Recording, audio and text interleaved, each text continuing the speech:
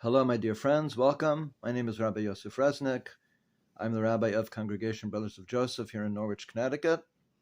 In this week's Parshat Tzav, in the very second verse, we have an interesting occurrence. And we find in different places in the Torah, sometimes the letters in the Torah scroll are written very small, and sometimes they're written very large.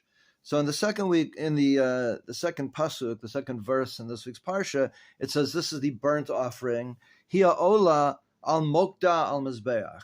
So the word mokda, which means it is burning, is written with a small mem. The first letter in the word, the Hebrew letter mem, is written very small.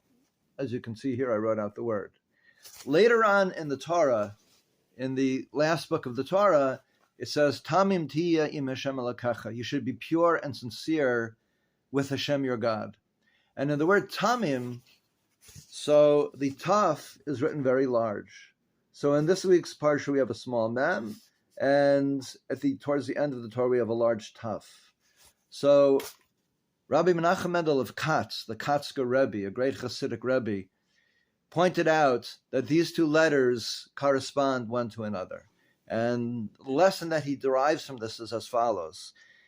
He says, when it comes to being tamim, when it comes to being pure and sincere and wholehearted and all those good things, so we have the large taf, which represents that this quality that we hopefully embody of earnestness and sincerity with Hashem and our relationship with God should be large, like the large taf. It should be visible to everybody. Everybody should be able to look at us and say, wow, they are really sincere in what they're doing.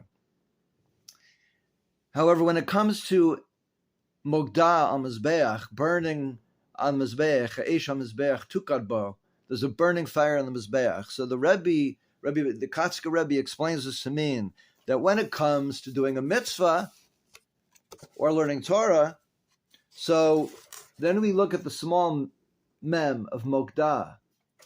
And the Rebbe explains that when it comes to doing mitzvot and Torah learning, we have to do it in a way, we have to feel the fire, the burning fire that it's speaking about in this verse. We have to feel that burning, passionate fire in our hearts, deep, deep down in our hearts, he says. But it should not be visible to the onlooker.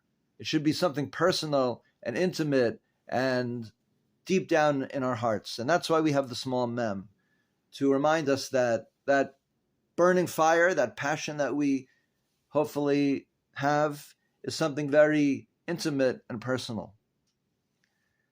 So with that, thank you so much for coming. I wish us all blessings and success in achieving both of these contrasting ideas, and thank you.